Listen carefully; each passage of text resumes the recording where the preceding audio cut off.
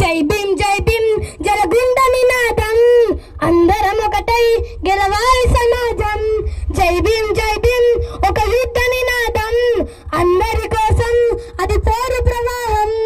మాటెందుకు మాది కాదు ఆ నినాదం, గని అవగాహనకు లేకున్నది కొత్త సమాజం.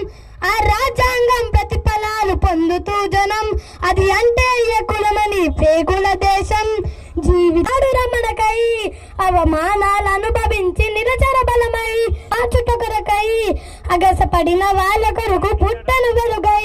చదువు ఆయన రాత, నువ్వు చేసుకునే ఈ నౌకరి ఆయన రాతే, నువ్వు పొందే ఏ పదవైనా ఆయన భిక్షే. జై భీం